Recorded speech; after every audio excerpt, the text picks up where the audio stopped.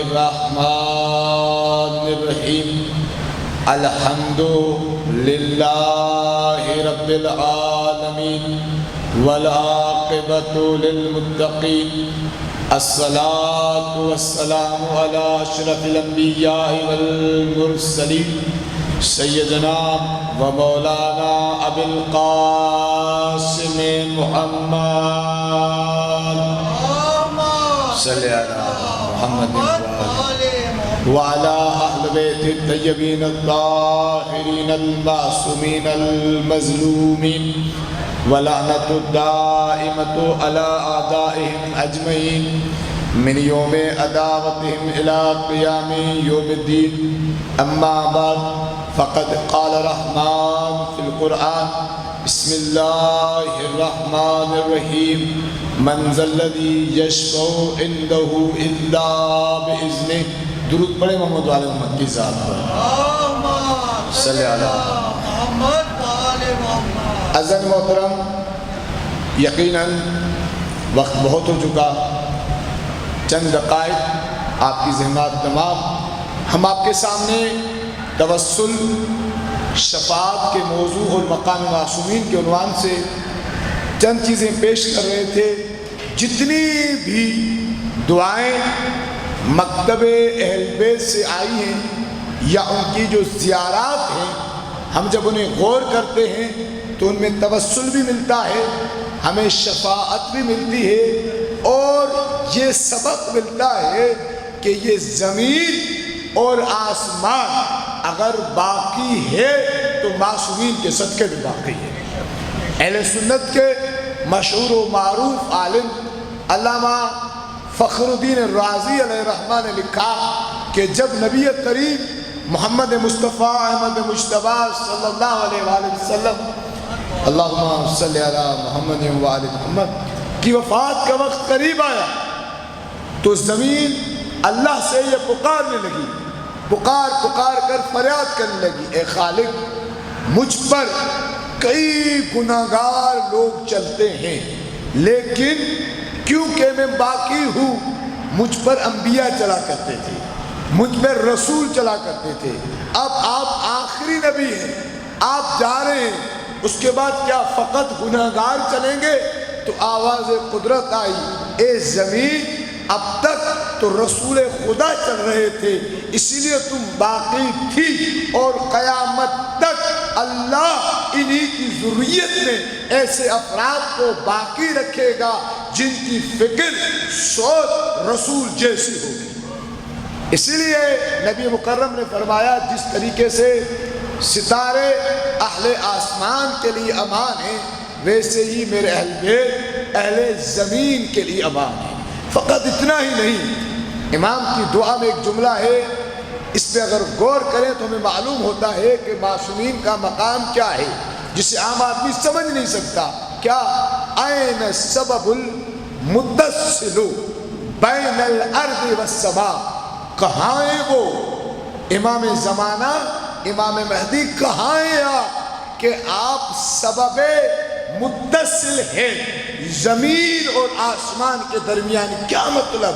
یعنی اگر زمین کا وجود باقی ہے تو بھی آپ کے صدقے میں، آسمان کا وجود باقی ہے تو بھی آپ کے صدقے میں۔ عزیز محترم، یہ زمین اور آسمان کی جتنی بھی نعمتیں ہیں ان پہ اگر غور کیا جائے، اس کا وجود، اس کی برکتیں کسی کی وجہ سے نہیں ہے، یہ فقط اور فقط ان ہستیوں کی وجہ سے ہیں، ان نورانی ہستیوں کی وجہ سے ہیں جن کی طہارت کے لیے قرآن کہتا ہے انما یرید اللہ لیذھب عنکم رجس اہل البیت ویطہرکم تطہیرا، ان کے لیے ہے جن کی سخاوت کے لیے قرآن کہتا ہے کہ یہ کسی سے نہ جزا چاہتے ہیں نہ شکور چاہتے ہیں، بس یہ اللہ کی راہ میں اس کی رضا کے لیے دیتے ہیں۔ ایک مرتبہ ایک شخص آتا ہے نبی مکرم محمد مصطفیٰ احمد مجتبیٰ صلی اللہ علیہ وسلم کی خدمت میں آتا ہے اور کہتا ہے یا رسول اللہ، میری تمنا ہے کہ میں اللہ کی راہ میں کوئی ایسی نیکی کروں کہ اللہ مجھے اس بات کی جزا یہ دے کہ مجھے دکھا دے کہ اس نے میری نیکیوں کو قبول کیا ہے۔ توجہ کیجیے گا، جیسے اس شخص نے یہ جملے کہے نبی مکرم نے فرمایا مطلب تم نیکی کرنا نہیں چاہتے، تم دکھاوا کرنا چاہتے ہو، تم اپنے دل کو مطمئن کرنا چاہتے ہو۔ کہا کہ نیکی کرنی ہے تو میری بیٹی فاطمہ کی طرح کرو، نیکی کرنی ہے تو میرے بھائی علی کی طرح کرو، نیکی کرنی ہے تو میرے بچے حسن اور حسین کی طرح کرو، جو اپنے روزے کی افطار کے لیے بنی ہوئی روٹیاں سائل کو دے دیتے ہیں، لیکن کسی چیز کا نہ جزا چاہتے ہیں نہ شکر چاہتے ہیں، بلکہ اس کا نتیجہ یہ نکلتا ہے ان کی روٹیاں جاتی ہیں، آسمان سے قرآن کی آیتیں آتی ہیں۔ یار فیضان محترم، شفاعت اور توسل کی امید انہی سے انسان لگائے جن کے بارے میں نبی مکرم نے فرمایا ہو کہ یہ وہ ہیں جو میرے بھی مددگار ہیں۔ آپ دیکھیں کہ رسول کے مددگار فقط زبانی نہیں ہیں کہ اگر مباہلہ میں رسول کو سچوں کی ضرورت پڑتی ہے تو یہ ساتھ جاتے ہیں، اگر میدان میں کسی مرد کی ضرورت پڑتی ہے تو رسول علی کو بلاتے ہیں۔ یہ رسول کی اتنی بڑی ضرورت ہے کہ جہاں کہیں بھی رسول پر ابتر کا اگر الزام لگ رہا ہو تو خدا فاطمہ کے رسول کو بتاتا ہے اے رسول ہم نے تجھے زہرا دے دی، جو تجھے ابتر کہہ رہے تھے وہ قیامت تک ابتر رہیں گے، تیری نسل باقی تھی اور باقی رہے گی۔ فضائل محترم، شفاعت اور توسل کا عقیدہ ہم ہی رکھ سکتے ہیں جن کا یہ ایمان ہے کہ ہمارے امام کل بھی زندہ تھے، ہمارے امام آج بھی زندہ ہیں اور ہمارے امام زندہ رہیں گے تبھی زمانہ رہے گا۔ جس دن ہمارے امام گئے اس دن دنیا ختم ہو جائے گی۔ کیوں؟ کیونکہ ہمارے امام کا اختیار دنیا پر بھی ہے، ہمارے امام کا اختیار قیامت پر بھی ہے۔ عزیزان محترم، شفاعت اگر چاہتے ہیں معصومین کی شفاعت کو حاصل کرنا، اگر چاہتے ہیں روز قیامت علی اور اولاد علی آپ کی اور ہماری شفاعت کریں تو ہمیں یہ سوچنا ہوگا، ایسے اعمال کو انجام دینا ہوگا کہ ہم اپنے آپ کو ان کے قریب کر دیں۔ اگر ہم نے اپنے آپ کو ان سے دور کر دیا تو پھر ہماری شفاعت نہیں ہو سکے گی۔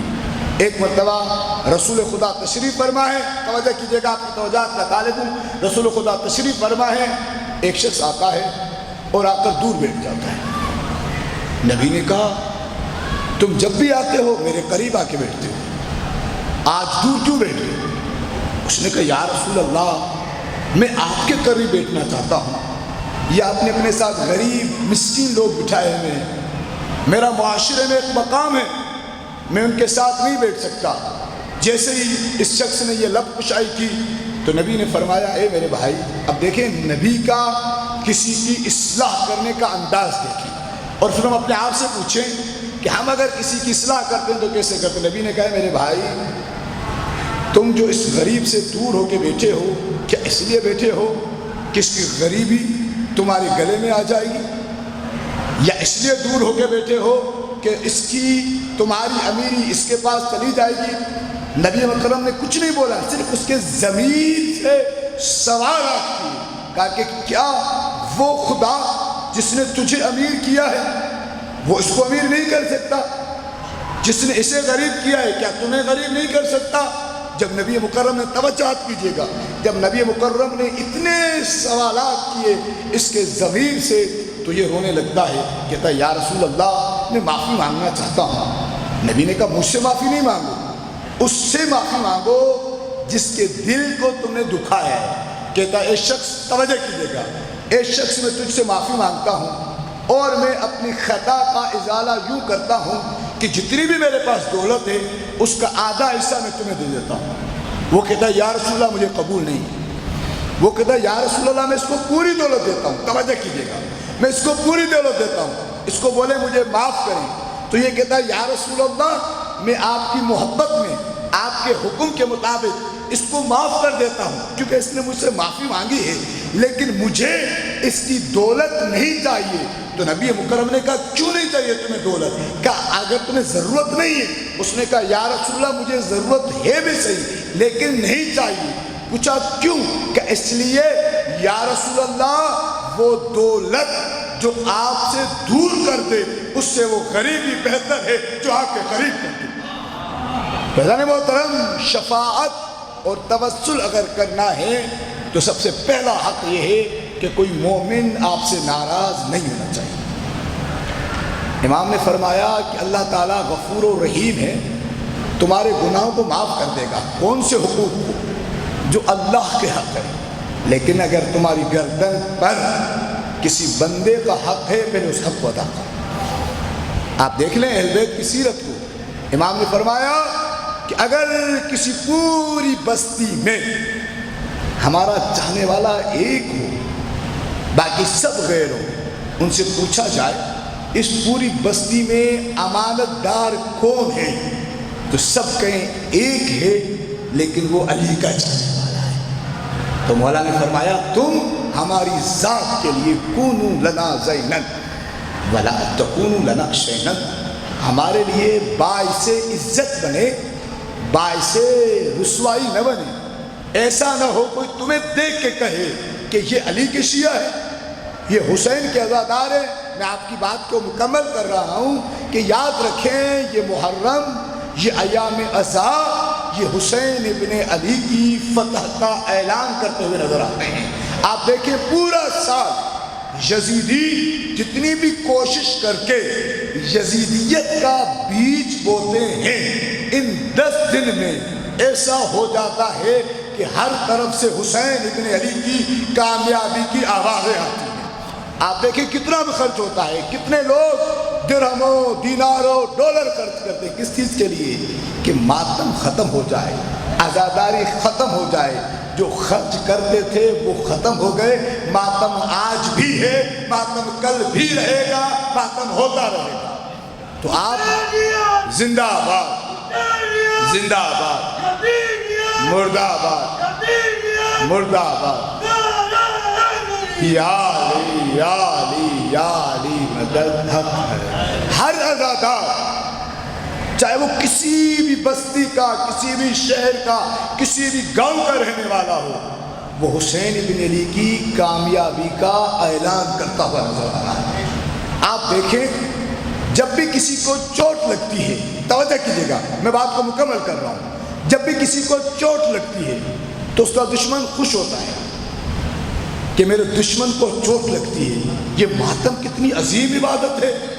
سینے پہ ہاتھ ہم مارتے ہیں، تکلیف ہمارے دشمن کو ہوتی ہے، یعنی سینے پہ ہاتھ مارتے ہیں، آپ کے دشمن کو تو خوش ہونا چاہیے کہ میرے دشمن کے سینے پہ چوٹیں لگ رہی ہیں، لیکن نہیں، آپ کے سینے کو سکون مل رہا ہوتا ہے، اس کو تکلیف ہو رہی ہے۔ معلوم ہے کیوں؟ کیونکہ آپ کے سینے کو سکون محبت حسین دے رہی ہوتی ہے، اس کو تکلیف حسین کا بغض دے رہا ہوتا ہے۔ تو آپ حسین ابن علی کہ حقیقی معنی میں کامیابی کے گواہ ہیں، کامیابی کے نشانی ہیں۔ یعنی آپ جیسے افراد سے بڑے بڑے لوگ ڈرتے ہیں۔ کیوں ڈرتے ہیں؟ اس لیے کہ آپ حسین کے عزادار ہیں۔ توجہ کیجیے گا، وہ یزید کے چاہنے والے ہیں۔ حسین کا سر کٹ گیا تھا، یزید تخت پہ تھا، اس کے باوجود حسین نے نوک سینہ پر قرآن پڑھ کے بتا دیا میرا سر کٹ کر بھی بلند ہے، تو تخت پر بیٹھ کر بھی رسوا ہے۔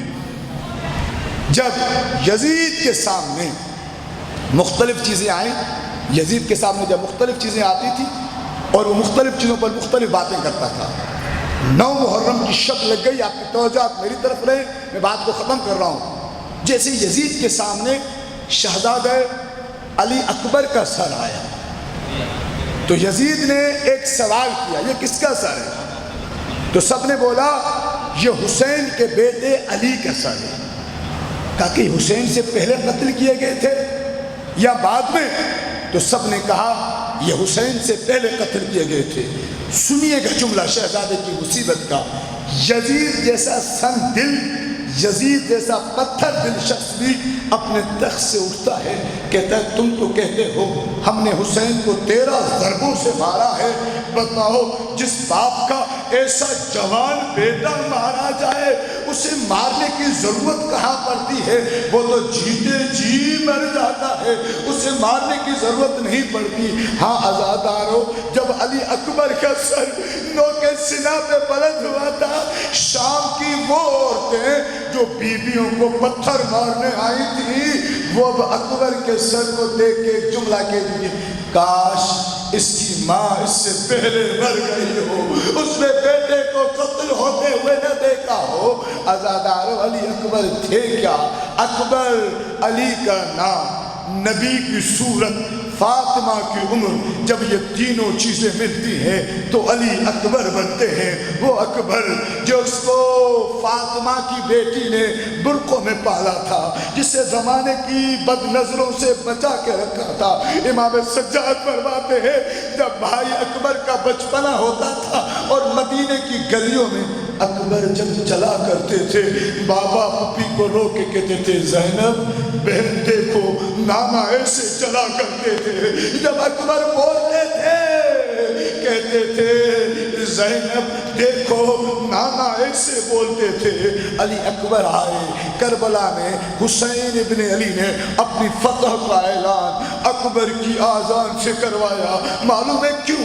میں ذمہ داری سے کر رہا ہوں، پورے راستے اکبر سے آذان نہیں دلوائی، مؤذن آذان دیتا تھا، لیکن مولا نے کہا اکبر آج تم آذان دو تاکہ زمانے کو بتاؤں میں سب کچھ برداشت کر سکتا ہوں، نانا کے دین میں کچھ برداشت نہیں کر سکتا۔ علی اکبر بار بار آتے ہیں، بابا مجھے مرنے کی اجازت دو، بابا مجھے مرنے کی اجازت دو۔ مولا رو کے کہتے ہیں اکبر اکبر بار بار مرنے کی جو باتیں کرتا ہے، کاش تمہارا بھی کوئی جوان بیٹا ہوتا، میں پوچھتا جب جوان بیٹا بوڑھے باپ سے مرنے کی باتیں کرتا ہے تو اس کے دل پر کیا گزرتی ہے۔ علی اکبر بار بار آئے، مولا نے کہا اکبر جاؤ ام لیلہ کے خیمے میں جاؤ۔ کیا دیکھا؟ ام لیلہ مصلی پہ قرآن پڑھ رہی ہے۔ کہا کہ اکبر 18 برس عمر ہو گئی، میں نے تو سوچا تھا میں تجھے بیاہ کے لاؤں گی، اکبر تمہاری دلہن لاؤں گی، اکبر تمہارے سر پر سہرا سجاؤں گی، لیکن اکبر کوئی بات نہیں، اگر تم حسین پہ قربان ہونا چاہتے ہو تو یہ میرے لیے شرف ہے، اکبر جاؤ، لیکن میں ماں ہوں، میرا دل ہے، میں نے یہ جو لباس بنائے ہیں اس کو پہن تو نہیں سکتے، اسے دیکھتے جاؤ۔ ام لیلہ ایک ایک لباس اٹھاتی تھی، اکبر دیکھتا جاتا تھا، روتا جاتا تھا اور کہتا تھا اماں کاش ہر ماں کے بیٹے کو اس کا لباس پہننا نصیب ہو۔ ماں نے ایک لباس پہنایا، لباس پہنانے کے بعد پپی کے خیمے میں آئے، جناب زینب کے پاس آ کر کہتے پپی اماں جب سے میں چھوٹا ہوں مجھے قرآن بھی آپ نے پڑھایا، مجھے ایک ایک چیز آپ نے سکھائی، اماں ایک سوال کروں؟ پپی نے کہا بیٹا پوچھو، یہ کیا کتنے سوال پوچھنے پوچھو۔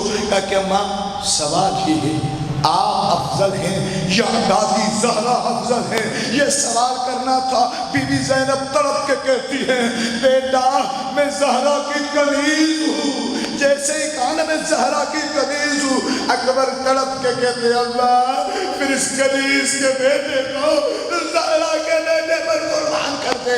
بی بی تڑپ کے کہتی اکبر اگر تم کسی اور طریقے سے اجازت مانگتے میری سانسیں ٹوٹ جاتی، میری روح برباد ہو جاتی۔ اکبر جا میں نے تجھے مولا پہ قربان کیا۔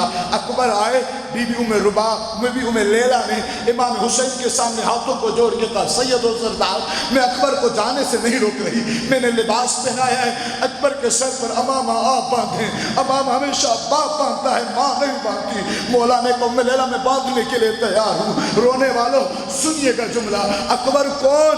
ہم شکل پیغمبر، بیویوں نے ہلکا بنایا ہوا ہے، پھپھیوں نے ہلکا بنایا ہوا ہے، ماؤں نے ہلکا بنایا ہوا ہے، بہنوں نے ہلکا بنایا ہوا ہے۔ امام نے کہا خاموش ہو جاؤ، میں اکبر کو امامہ باندھتا ہوں، میں قرآن پڑھتا ہوں۔ امام نے علی اکبر کے سر پر امامہ باندھتے قرآن کی آیت پڑھی بسم اللہ الرحمن الرحیم وَلَنَبْلُوَنَّكُمْ بِشَيْءٍ مِنَ الْخَوْفِ۔ یہ آیت پڑھتے پڑھتے جب تحت الحلق میں آئے شبیر رو کے کہتے اِنَّا لِلَّهِ وَإِنَّا إِلَيْهِ رَاجِعُونَ۔ رونے والوں اکبر رخصت ہوئے، مقتل نے لکھا 36 مرتبہ، 39 مرتبہ یا 40 مرتبہ خیمے کا پردہ اٹھتا تھا، خیمے کا پردہ گرتا تھا۔ اللہ نہ کرے کسی گھر سے کوئی جوان جنازہ گزرے، جزاک اللہ، گھر والوں کی روحیں پامال ہو جاتی ہیں۔ کئی جوان اکبر کے قدموں پہ قربان کروں، جب علی اکبر چلنے لگے ایک آواز بلند ہوئی، کیا؟ جناب فاطمہ بنت حسن، امام حسن کی سب سے بڑی بیٹی، وہ رو کے کہتی ہے اکبر میدان میں جا رہے ہو؟ کہا کہ جی بہنا میدان میں جا رہا ہوں۔ کہا کہ اکبر جاؤ لیکن بھائی سجاد سے ملتے جاؤ۔ امام حسین نے حکم دیا اکبر سجاد سے ملتے جائیں۔ اب تصور کیجئے گا، امام حسین کھڑے ہیں، امام سجاد بیماری کے عالم غشی میں ہیں۔ اکبر نے بھائی کے پاس آ کے رونا شروع کیا۔ جب اکبر کے آنسو سید سجاد کے رخسار پہ آئے، آنکھیں کھلی، اکبر کو سینے سے لگایا۔ اکبر نے کہا بھائیا میں میدان میں جا رہا ہوں، ماتم کیجئے گا، بھائیا میں میدان میں جا رہا ہوں۔ امام حسین دیکھ رہے ہیں، امام سجاد نے امام حسین کی طرف نظر کر کہا بابا اکبر کتنا خوش قسمت ہے، آپ پر قربان ہونے جا رہا ہے، کاش میں بھی قربان ہوتا۔ جب کہا کاش میں بھی قربان ہوتا، امام حسین نے تڑپ کر بیٹے کو سینے سے لگایا، کہا بیٹا آپ میرے بڑے بیٹے ہو نا، آپ یہ چھوٹی قربانی تھوڑی دو گے، آپ اس سے بڑی قربانی دو گے۔ کہا کہ بابا شہید ہونے سے بڑی کوئی قربانی ہے؟ کہا کہ ہاں ہے۔ کہا کہ بیٹا غیرت مند ہو، اس کے سامنے اس کی ماں کی چادر چھینی، جزاک اللہ، اس کی بہن کو تماچے مارے جائیں۔ امام سجاد کے جملے سن کر علی اکبر روانہ ہوئے، علی اکبر کی سواری چلنے لگی۔ علی اکبر نے محسوس کیا میرے پیچھے پیچھے کوئی آ رہا ہے۔ مولا نے تڑپ کے کہا کون؟ کہا کہ میں تیرا بابا حسین ہوں۔ کہا کہ بابا اجازت تو دے دی، پھر پیچھے کیوں آ رہے؟ بابا میں لڑ نہیں سکوں اگر آپ پیچھے آئیں گے۔ کہا کہ بیٹا میں 57 برس کا بوڑھا ہوں، تو 18 سالہ جوان ہے، اکبر جہاں تک ہو پیچھے مڑ مڑ کر دیکھتے رہنا۔ علی اکبر نے لڑنا شروع کیا، میں نے مختصر کیا۔ علی اکبر جب لڑتے جا رہے ہیں، امام دیکھتے جاتے ہیں۔ جب اکبر کو فوج نے گھیر لیا، حسین کو اکبر نظر نہیں آئے۔ مولا حسین ذمہ داری سے کروں، کربلا میں پہلا مقام ہے، آئے آ کر کہتے ہو بے لیلا، میں نے نانا سے سنا تھا ماں کی دعا بیٹے کے کبھی رد نہیں ہوتی، بے لیلا دعا کرو میرا اکبر پلٹ آئے۔ بے لیلا نے خیمے میں آ کر سر پہ قرآن رکھے کہا اے یعقوب کو یوسف ملانے والے، میرا اکبر مجھے ملا۔ بے لیلا کی دعا قبول ہوئی۔ علی اکبر پلٹے، بابا سے کہا بابا پیاس بڑی لگی ہے، بابا پانی مل جائے گا۔ حسین نے کہا اکبر میرے قریب آ۔ جیسے اکبر قریب آئے، مولا نے کہا اکبر میرے منہ میں زبان رکھو۔ جیسے ہی زبان رکھی نا، اکبر کو حسین بھی پیارے تھے، اکبر نے تڑپ کے زبان نکالی، بابا میں تو پیاسا ہوں، آپ تو بہت زیادہ پیاسے ہیں، آپ تو مجھ سے بھی زیادہ پیاسے ہیں۔ مولا نے اپنی انگوٹھی دی، کہا کہ جاؤ اکبر میں نے تجھے خدا کے حوالے کیا۔ اکبر روانہ ہوئے۔ اکبر جب روانہ ہوئے، اکبر نے لڑائی شروع کیا۔ علی اکبر کی جنگ کو حسین بھی دیکھ رہے ہیں۔ حسین کو بی بی زینب خیمے کے دروازے سے دیکھ رہی ہے، بی بی زینب کو جناب ام لیلا دیکھ رہی ہے۔ اتنے میں شور ہوا علی اکبر کو مارو، نیزے چلے، پنچیاں چلی، اکبر زمین پر آئے، حسین منہ کے بل کی زمین پہ گرے، جناب زینب خیمے کے دروازے پہ گری، جناب ام لیلا مصلی پہ گری۔ روایت کہتی ہے جب بھی کوئی شہید آواز دیتا تھا نا، حسین سواری پہ بیٹھتے تھے، پھر روانہ ہوتے تھے، پھر قریب جا کے اترتے تھے۔ لیکن جب اکبر نے آواز دی، میں نے وہ جگہ دیکھی، اس میں کئی مرتبہ مصائب بھی پڑھا جہاں حسین کا اکبر زین سے زمین پر آیا تھا۔ اللہ تمہیں وہ جگہ دکھائے۔ خیمہ گاہ سے بہت دور ہے۔ حسین جب چلے، سواری سے قریب آ کر گھوڑے سے اترے نہیں، فسقط عن الفرس، منہ کے بل زمین پر گرے۔ جب زمین پر گرے، اگلا سفر کیسے طے کیا؟ روایت کہتی ہے پیدر لاش پسر زانو بھی زانو نہیں آیا۔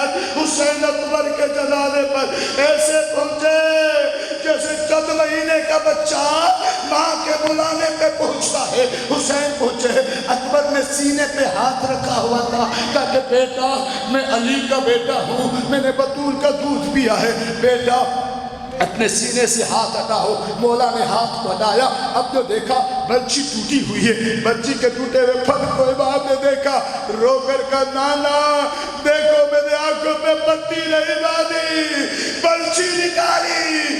اکبر کا کر اللہ لعنت اللہ علی قوم الظالمین سیعلم الذین ظلموا أي منقلب ينقلبون خدا بندہ